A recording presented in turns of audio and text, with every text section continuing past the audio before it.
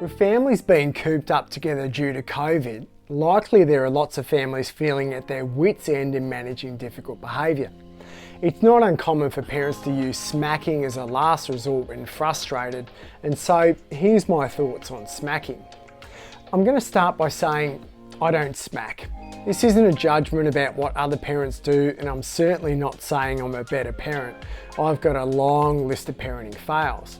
And I'm not saying whether smacking is right or wrong, that's for you to judge.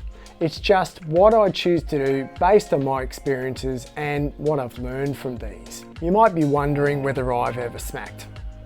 Yep, on 3 occasions. And what I learned about smacking on those occasions is that it was done out of anger. Some people suggest that a smack can quickly help children know right from wrong, or prevent them, for example, getting a shock from a PowerPoint. Now, there's probably merit to this, but when I smacked my kid, I wasn't being thoughtful about what they would learn or that it would keep them safe. I was just frustrated and angry and not in the thinking part of my brain. Afterwards, I felt awful and it left us both feeling upset, disconnected and confused about how to fix things. I remember these feelings as a kid. When I grew up, it wasn't unusual for kids to be smacked. The old rhetoric of spare the rod and spoil the child was still hanging around, and there was some idea that smacking helped with respect. Threats of the wooden spoon or being smacked did pull me into line.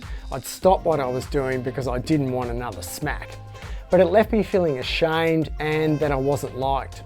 I don't think it helped me to choose to do the right thing, but to not do the wrong thing, or at least avoid getting caught for it.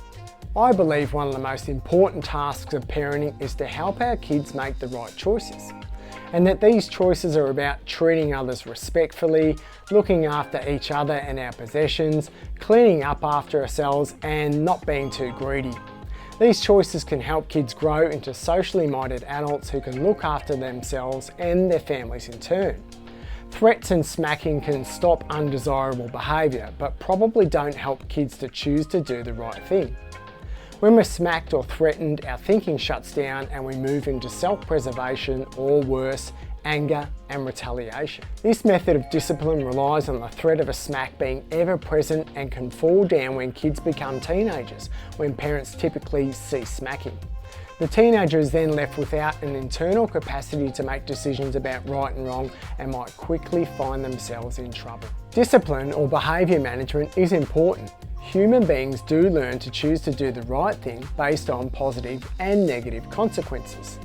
However, for my way of thinking, we need to help our kids to think about why some choices are right and why some are wrong, and reward them through praise and connection for positive behaviour rather than making decisions to avoid being hurt. Anyway, that's my take on whether to smack or not. We'd love to hear your comments, so please let us know in the comments below. Please like our page and share our vid if you found it useful today. Bye for now.